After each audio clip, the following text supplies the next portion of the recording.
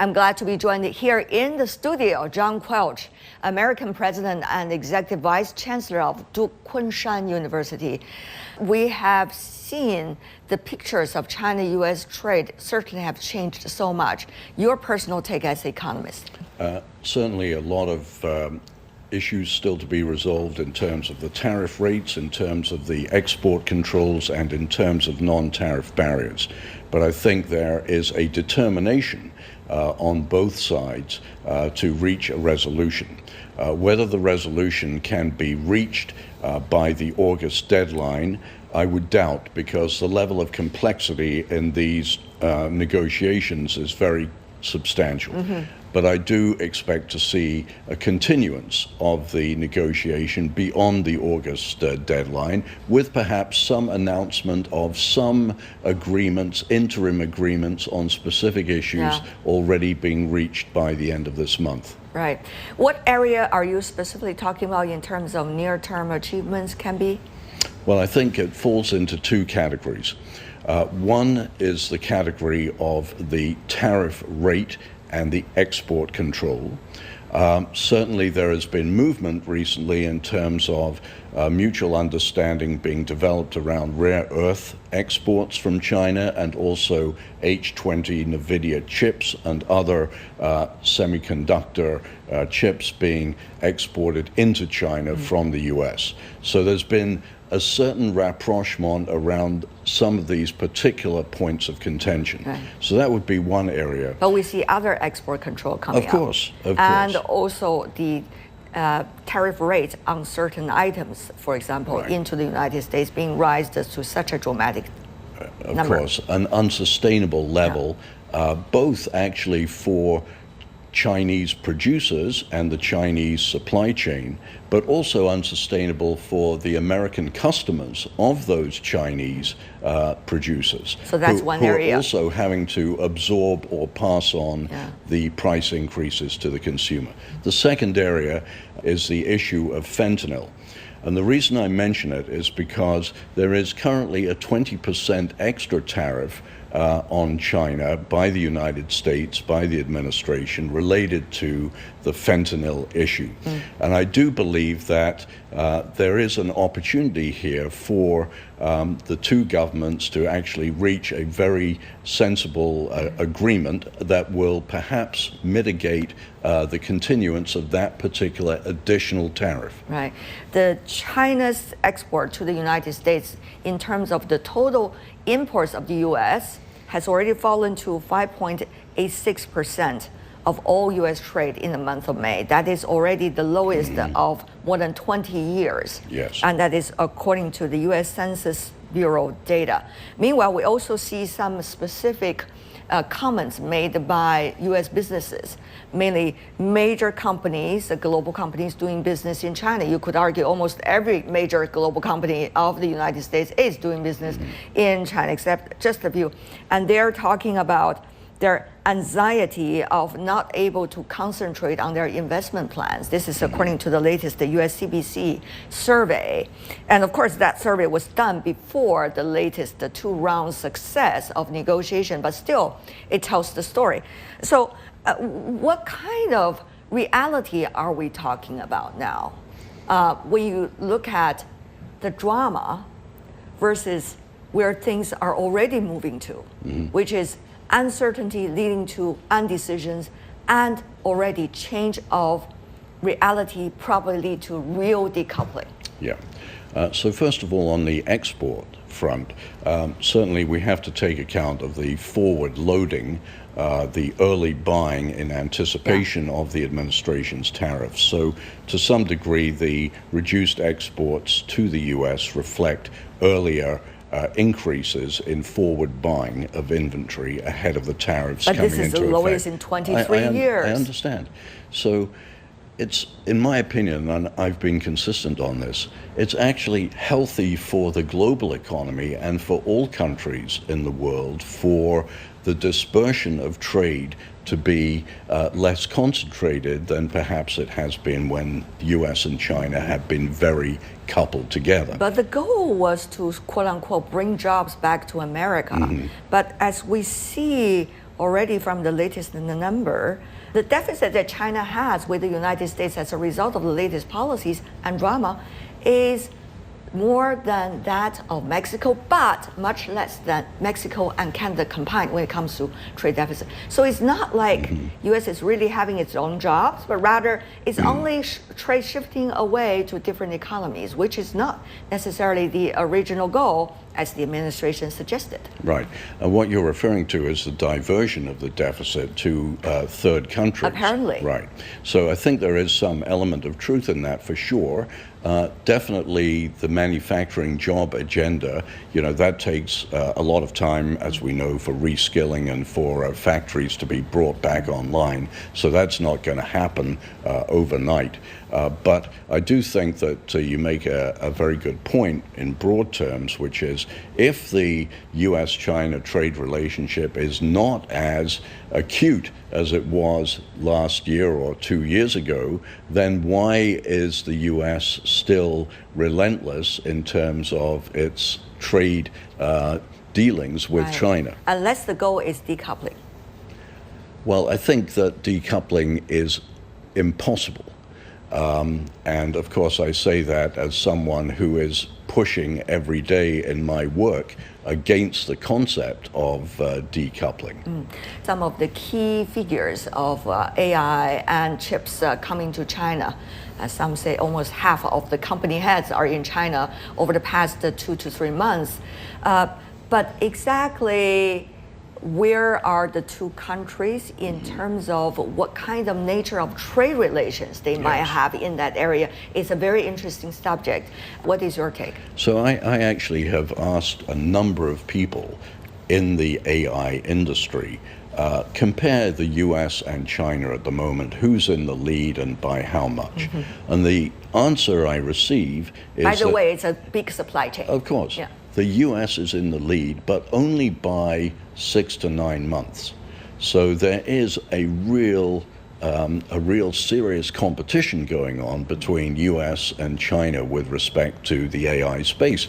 But my view is always that in the long run, this is good for consumers, good for the world economy to have this level of rivalry. The other thing is clean energy. Yeah. And obviously, the lead for China is quite clear in that area, even though in the electronic vehicle area, for example, in the United States, we also see some world leaders. Meanwhile, the qualities of electronic vehicles are being compared by customers around the world. How do you see that area? Well, electric vehicle subsidies are, of course, eliminated in the Big Beautiful Bill, as it's called, and that has severe consequences for Tesla's attractiveness in the U.S. market as an electric vehicle supplier. Because these subsidies that the government was offering were substantial, around about $7,500 per vehicle. Yeah. So there's no doubt that the fossil fuel industry is in a strong position in the U.S. with the current administration, and all things electric vehicle are, not necessarily high on the agenda. However, for China, which obviously has developed great expertise and the ability to provide high quality, good value electric vehicles, the whole world is available to China beyond the U.S. And I think that the rest of the world will take up the opportunity to work with Chinese companies to advance electric vehicle technology and adoption worldwide. And that will be very good for humanity. The other thing is rare earth. We have seen the U.S. government has already taken major share of a company which is focusing on rare earths and also trying to find alternatives around the world. So how would those leverages work, from now until 2 to 3 years from now, in which the two economies are all growing very fast and certainly within the time frame of this administration? So I think China's lead in rare earths is very similar to its lead in electric vehicles, and actually perhaps even more important from a geopolitical and leverage point of view. China's share of world refining capacity of rare earths is, as you know, somewhere between 80 and 90%, depending upon which number you look at. And rare earths are something that even Premier Deng Xiaoping, years ago in the 1980s, I don't know if you know this, but highlighted in a speech China's superiority in terms of access to rare earths. And that has been leveraged over 40 years to develop an industry that really is very, very strong in refining technology. Would be very difficult for the U.S. or any other player to quickly catch up with that refining technology and to go through the environmental permitting pain in the United States, even in a remote area of Alaska, to extract rare earths will take time. So here is an area where, as I said, even more than electric vehicles, the Chinese side has perhaps considerable leverage. But what is the logic here, Professor Quelch, do you think, between China and the United States in the near future when it comes to trade? Is it going to be all about leverages, or is it going to be, realization that mutual beneficial and mutual dependence actually is the key here? Well, I think mutual dependence is also grounded in recognizing what each side has to be grateful for from the other. So I always remind Americans that the low prices that they pay for so much of what they buy in the consumer economy of the United States is thanks to the factory to the world investment that was made by China and Chinese people. In addition, though, the U.S. has also benefited from the talent of China. On the other hand, China has also benefited over these years from access to U.S. technology, access to the U.S. market, and these and U.S. investment. And U.S. investment. And by the way, I might add, in 2008, China's response to the world financial crisis was extremely helpful.